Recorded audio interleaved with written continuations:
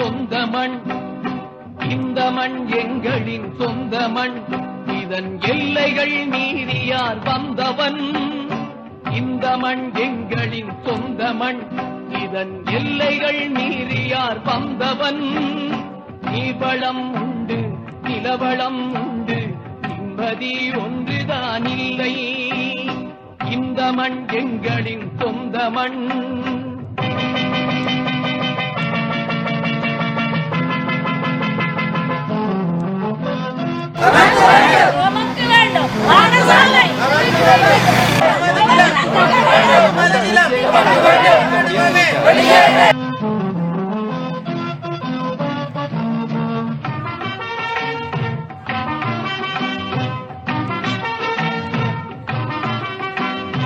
இலைகள் தளர்ந்து தலைகள் குனிந்து நின்றது போதும் தமிழா. உந்தன் கலைகள் அழிந்து கவலை மிகுந்து கண்டது போதும் தமிழா. வரிப்புலிகள் எழுந்து புயலை கடந்து போர்க்களம் ஆடுது தமிழா. இன்னும் உயிரை நினைந்து உடலை சுமந்து ஓடவா போகிறாய் தமிழா. இந்த மண் எங்களின் சொந்த மண். இந்த மண் எங்களின் சொந்த மண். இதன் எல்லைகள் மீறியார் வந்தவன். நீர்வளம் உண்டு, நிலவளம் உண்டு, நிம்மதி ஒன்றுதான் இல்லை. தினம். இந்த தொழிலாளர் தினம் யாருக்கு? தொழிலாளர்கள் இன்றே கேப்பாவுல பூர்வீக மக்கள் 17 வருடங்களாக தொழுதுறைகள் எல்லாம் முடக்கப்பட்டு வாழ்வாதாரங்கள் எல்லாம் சூறையாடப்பட்டு அதே கிராமத்திலே அதே அகதிகளாக வாழ்ந்து கொண்டிருக்கின்றோம்.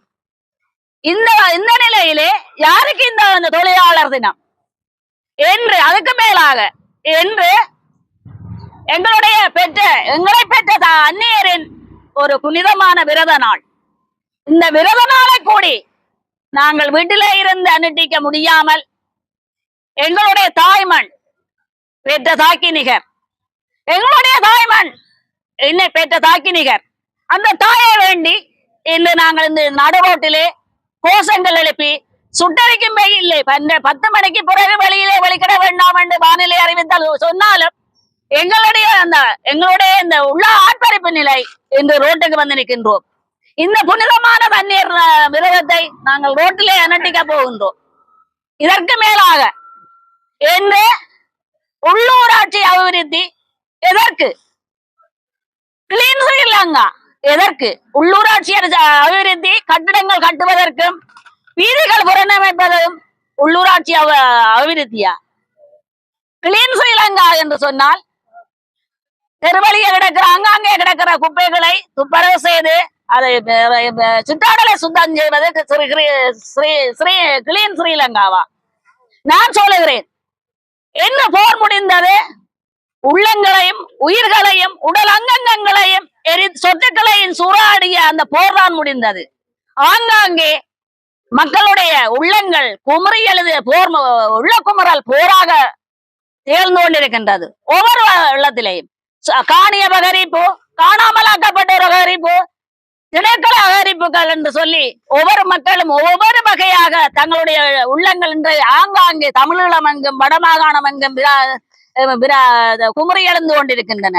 இவைகளை கலைந்தறியாமல் உள்ளூராட்சி அபிவிருத்தி என்பது பொருத்தமான ஒரு செயலா அல்லது கிளீன் ஸ்ரீலங்கா என்பது பொருத்தமான செயலா? சொல்லா முதல் களைய வேண்டியது, முதல் துப்புரவு செய்ய வேண்டியது மக்களுடைய தேவைகளை அறிந்து மக்களின் உள்ளங்களிலே குமரியலும் அந்த தாற்பயங்களை கண்டறிந்து அதிலிருந்து அந்த மக்களை விடுவித்து அந்த மக்களை தன்மானமாக தங்களை ஆரோக்கியமாக வாழ வைப்பதுதான் இந்த உண்மையான அழகான சொற்பதத்தின் பிரயோகமாக கருத்தாக நான் முன்வைக்கின்றேன். முதல் அதே களைய வேண்டும். நாங்க சுற்றாடலை குப்பை குளங்களை எரிந்து போட்டு இருந்தால் அது கிளீன் செய்யலங்கான்னு சொல்ல முடியாது. அதே மாதிரி ரோட்டுகளையும் போட்டு கட்டிடங்களையும் கட்டி அந்த அபிவிருத்தி இந்த அபிவிருத்தி என்று செய்யறதுக்கு அபிவிருத்தி இல்லை. முதலாவது முதல் காணிகள், இந்த காணிகள் முடக்கப்பட்டு எத்தனை வடபிராந்திய எங்கும் எத்தனையோ காணிகளை முடக்கப்பட்டு எத்தனையோ மக்கள் ரோட்டிலே இன்று கோஷங்கள் எழுப்பும் நிலையில் அந்த மக்களை பாருங்கள், அந்த மக்களுடைய நிலைகளை பாருங்கள், அந்த மக்களுடைய வாழ்வாதாரங்களை பாருங்கள், அந்த மக்களுடைய பிள்ளைகளின் எதிர்காலங்களை பாருங்கள், அந்த பிள்ளைகளுடைய கல்வி நிலைகளை பாருங்கள். முதல் அதை பார்த்து விட்டு அதற்கு பிறகு இதையெல்லாம் செய்வது சால பொருத்தமானது. இன்று நாங்கள் நீதி கேட்கிறதுக்கு யாரிடமும் கேட்க வேண்டிய நீதி எல்லாரிடையும் இது சம்பந்தமாக காணி சம்பந்தமாக எங்களுடைய பூர்வீக வாழ்விடம் 55 குடும்பங்களுக்கான 59.5 ஏக்கர் வாழ்விடமும் 100 ஏக்கர் பெருந்தோட்ட காணியும் மொத்தமாக 171 ஏக்கர் கடலுங்கரையுமாக இருந்த கடத்தொழிலாளர்கள் இன்றைய மாதிரி கிராம வாழ்க்கையிலேயும் அவர்களுடைய கடல் வாழ்வாதாரத்தை இழந்து அந்த மாதிரி கிராம எவ்வளவு அவல என்பதை நாங்கள் எத்தனையோ செய்கின்றோம். இதை அனைத்து நாங்கள் ஒரு அகதி வாழ்வாதாரத்தை நிற்கின்றோம். நிலையை கருத்தில் கொண்டு மிக எங்களுடைய நாட்டை எங்களுடைய வாழ்விடத்தை விடுதர எங்கள் ஊழலற்ற அரசிடம் நாங்கள் மக்கள் சார்பாக கையேந்தி உங்களிடம் தாற்பயமாக கேட்டுக்கிறோம். இப்ப 70 வயது நாங்கள் கேப்பாவுல வந்து எங்கட காணிக்குள்ள எங்கட கணவர் தென்னம்புள்ள வைக்கைக்குள்ள எங்கட பிள்ளைகள் எல்லாம் சின்ன சின்ன பிள்ளைகள் அதுகள் ஆளி வழி தண்ணி கொண்ட இழுத்து ஊத்தி வளர்த்த தென்னம்புள்ள பக்கத்துல கூப்பிடுதுல நாங்கள் தொழில் செய்கிற கடல்.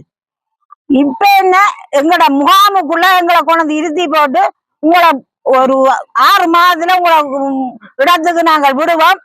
இந்த இதுல இருங்கோ நாங்கள் இதை எங்கட இடாம விடுவோம். 6 மாதத்துக்குள்ள எங்கட காணிய விடுவோம் என்று சொல்லித்தான் இருத்தினவங்க.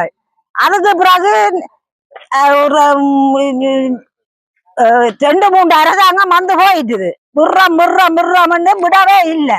இப்ப எனக்கு 70 வயது வந்துட்டு எனக்கு என் கணவருக்கும் துப்புரவா இல்லாது. நாங்கள் கடைசி காலம் அனுபவிக்க வேணும்னு வச்ச சென்னம்பிள்ளையில இப்ப ராணுவம் தேங்காய் புடுங்கி வித்து நல்லா இருக்கணும். அவையால் நல்லா இருக்கட்டும். இப்ப எங்கட இனி எதிர்கால சந்ததியினர் கடல்ல நம்பித்தான் வாழுறோம். அந்த கடல்ல தொழிலுக்கு போக வழி இல்லை. நாங்க முகாம்குள்ள இருக்கிறோம். முகாம்குள்ள இருந்தா முகாமில இருந்து 1.5 மைல் தூரம் மோட்டர் சைக்கிள்ல போய்தான் ஆத்தங்கரை போகணும். இங்க கேப்பாவுல கூப்பிடுதுலதான் எங்கட வீடு. எங்கட 45 குடும்பத்தின் கடல் தொழில் செய்யற 45 குடும்பத்தின் வீடும் இந்த கரைக்குலாம் இருக்கு. இன்றைக்கு விடுறோம், நாளைக்கு விடுறோம், நல்லாட்சியில விடுறோம், பெட்டாட்சியில விடுறோம்னு சொல்லுங்கன்னே தவிர விட இல்லை. ஆனபடியால் ஜனாதிபதி அவர்கள் இப்ப வந்தவர் விடுவார் என்ற நம்பிக்கையில வேண்டுதலா கேட்கிறோம். நாங்கள் சாகிறதுக்கு இடையிலாவது எங்கட காணிக்குள்ள எங்கட இடத்துல எங்களை விட வேணும் என்றும் எங்கட வீடுகளையும் எங்களுடைய சொத்துகளையும் ராணுவம் அபகரிக்குது. ராணுவம் எந்த காணிக்கையும் அக்காண்ட காணிக்கையும் இப்ப 4 மாதத்துக்கு முதல் தேங்காய் வந்து புடுங்கி வித்தவன் வந்து சொல்றான் உங்களோட காணிக்கையும் உங்களோட அக்காட காணிக்கையும் 1,30,000 ரூபாய்க்கு தேங்காய் புடுங்கி கொண்டு வரோம். அப்ப இதெல்லாத்தையும் ராணுவம் அனுபவிக்குது. நாங்கள் ஒரு தேங்காய்க்கு வழி இல்லாம கரையில வேண்டுறோம். ஆனவடியால எங்கட வீடு நிலம் காணி எல்லாத்தையும் கடல் முக்கியமா நந்தி கடல் நாங்கள் வாழ்வாதாரம் எங்களுக்கு அங்கதான். ஆனபடியால் எங்களுக்கு இந்த வாழ்விடத்தையும் எங்களுடைய பெறுமதியான சொத்துக்களையும் விட்டு ராணுவம் எழும்ப வேணும் என்று தாழ்மையுடன் ஜனாதிபதியை கேட்டுக்கொள்கிறோம். அப்ப எங்களுடைய அம்மா அப்பா கடை காணிகள் நாங்க எல்லா சௌகரியம் உண்டாயிருக்கிறோம். ஆடு மாடு கோழி வயல் கச்சான் எல்லாம் தென்னம்புள்ள நல்ல அழகான காணி. அப்ப கடற்கரை ஓரத்தோடு இதுவரை காலம் இன்னும் விடுபடம் என்று வந்த அரசாங்கம் முழுவதையும் நாங்கள் போராடி ஆர்ப்பாட்டங்கள் செய்து இன்னும் விடவில்லை. இப்ப வந்த அரசாங்கமாவது தாழ்மையினர்தான் எங்களோட காணியை விட்டு தருமாறு கேட்டுக்கொள்கிறோம். கோயில் இருக்குது, கிணறு, வீடு, பழகு, எல்லா சகல வளமும் இருக்கு. அப்ப எங்கட பிள்ளைகள் இப்ப இருக்க இடம் இல்லாம அப்படி இருக்குதுங்க. ஆனபடியால் எனக்கும் இப்ப எல்லாம் எங்கட அம்மா முகாம்ல இருந்து வந்து தன் வீட்டுல போய் சாக வேணும்னு ஆசைப்பட்டு வந்தா. ஆனபடியால் முகாம்ல இருந்து எங்களுக்கு போட் போட்டு ஏற்றி வந்து நம்ம எங்களுக்கு இடத்துக்கு விடுறேன்னு சொல்லி எங்க விடவில்லை. அம்மா இடையில தான் இந்த இன்னும் சூரியபுரம் கிராமத்துக்கு இருந்து நெடுகரின்னு சொல்லி சொல்லி அழுது அவன் சுடலைக்கு போயிட்டு இருந்துச்சு. அது மாதிரி நானும் இந்த இல்லடத்துக்கு போய்த்தான் இந்த புள்ள குட்டிகளை எங்க கொண்டு போய் சந்தோஷமா போக வேணும்னு நினைக்கிறேன். இப்ப வந்து அரசாங்கம் தாழ்மையுடன் கேட்கிறேன், என் காணிங்க போகும் இல்ல காணியையும் இந்த கடற்கரை செய்தியை விட்டு தருமாறு கேட்டுக்கொள்கிறேன்.